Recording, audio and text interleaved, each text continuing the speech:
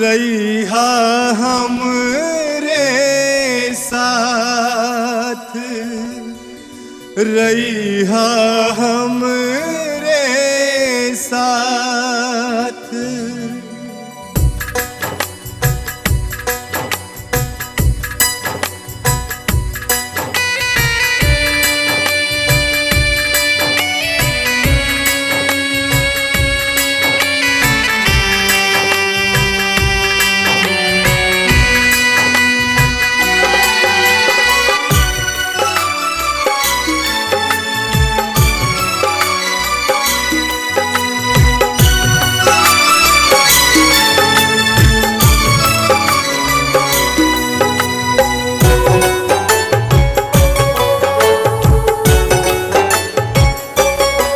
कैसे कहरी माई तोहर हम विदाई, कैसे कहरी माई तोहर हम विदाई। सह नाही पाइब जुदाई, कैसे कहरी माई तोहर हम विदाई। सह नाही पाइब जुदाई। हम कहीं के बोलाइब के माई, हम कहीं के बोलाइब के माई। सह नाही पाइब जुदाई, कैसे कहरी माई तोहर हम विदाई।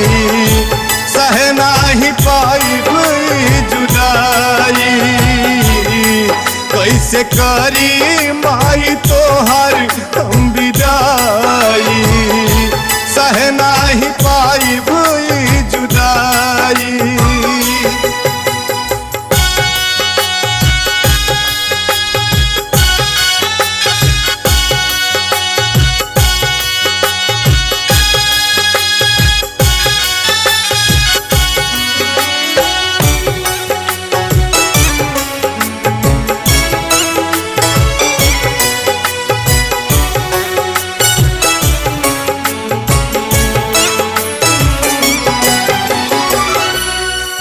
थर का पाता शरीर हो, अखियन से ढरा तार नीर हो। थर थर का पाता शरीर हो, अखियन से ढरा तार नीर हो। तोहर याद नाही दिल से कब जाई, तोहर याद नाही दिल से कब जाई। सह नाही पाइब जुदाई, कैसे कहरी माई तोहर हम विदाई। सह नाही पाइब जुदाई, कैसे कहरी माई तोहर हम विदाई। सह नाही पाइब जुदाई।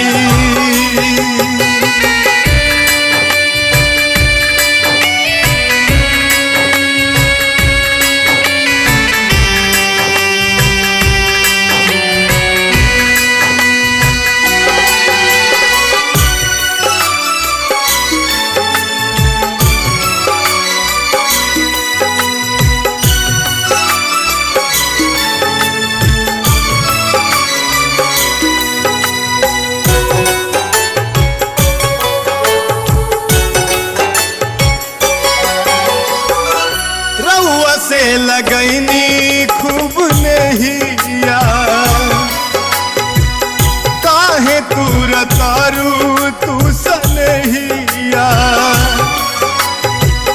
रउआ से लगैनी खूब नहिया, काहे तू रतारू तू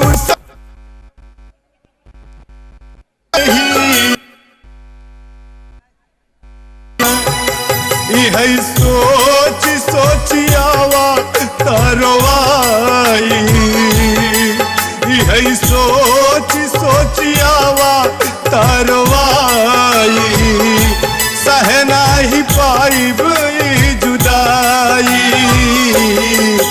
इसे कहरी माई तोहर हम विदाई सह नाही पाइब जुदाई कैसे कहरी माई तोहर हम विदाई सह नाही पाइब जुदाई।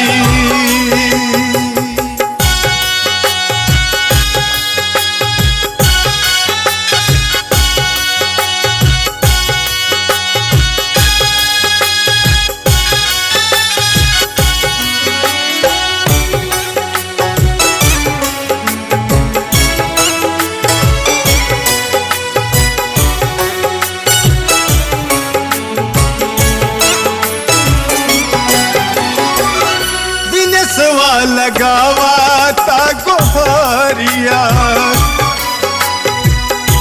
फिर जल्दी आवा महतारिया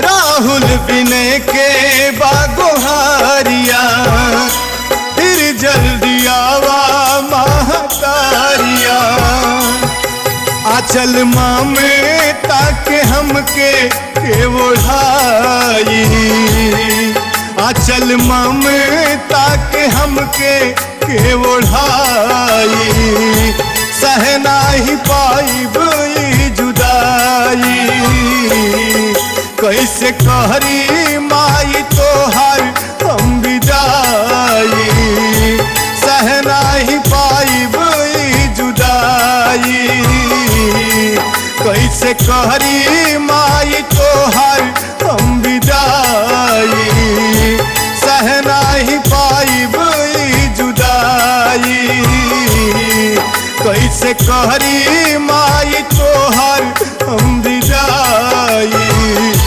सह नाही पाइब जुदाई। हेलो हेलो जीत भाई, आपकी इस एक्टिंग पर राजू भैया आपको 50 रुपया का इनाम दे रहे हैं, उनके लिए तो कुछ बोलिए। इतना ही कहूंगा उनके लिए कि जो अपनी मां को कभी दुख ना दे, जो बेटा अपनी मां को दुख ना दे वो सच्चा लाल होता है। मां जी गलत कर रहा हूं, मां सोचती है बेटा पैदा करती है किस लिए कि बुढ़ापे में साथ देगा। मेरे माइंड से ऐसा कोई बेटा नहीं होगा।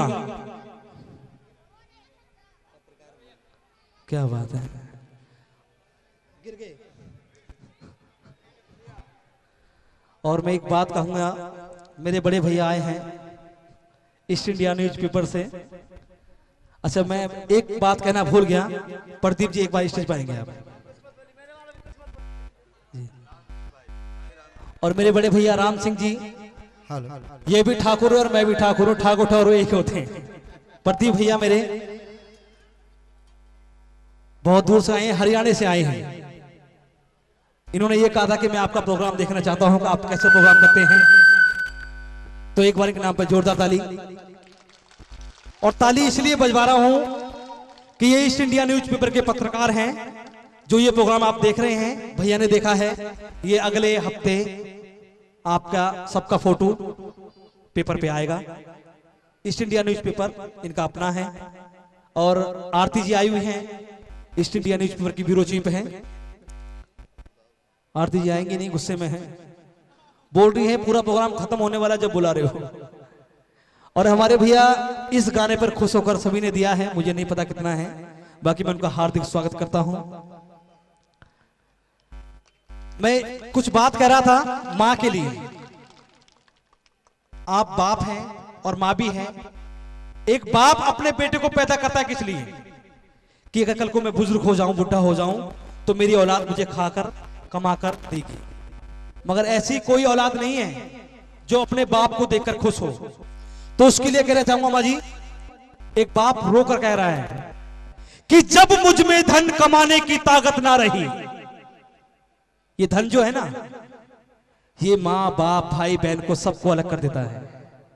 आज पैसा है सब मेरे हैं, पैसा नहीं है तो कोई मेरा नहीं है। तो माँ और बाप के लिए कह रहा हूं, बाप बेटे ऐसे हैं पीकर शराबी हैं बेटे, बाप को गाली देते हैं, बुढ़ा है तो कमाता नहीं है, ये नहीं है, वो घर में पड़ा रहता है। तो बाप बोलता है रोकर कि जब मुझ में धन कमाने की ताकत ना रही तो मेरे ही घर में मेरी जरूरत ना रही। अगर शायरी समझ में आए तो सिर्फ ताली बजा देना। और ये ताली किसके लिए है? मां और बाप के लिए, बेटों के लिए नहीं है। कि जब मुझ में धन कमाने की ताकत ना रही तो मेरे ही घर में मेरी जरूरत ना रही, और दीवारें तो सलामत रही मगर बच्चों के सर पर छत ना रही। इसका मतलब समझते हैं आप लोग? मां बाप को लोग बाद में समझते हैं जब वो बेचारे मर जाते हैं। एक बाप अपने बेटे की छत की सर होता है, और जब छत टूट जाती है ना तो घर भी बेघर हो जाते हैं। ये तो फिर भी औलाद की बात है।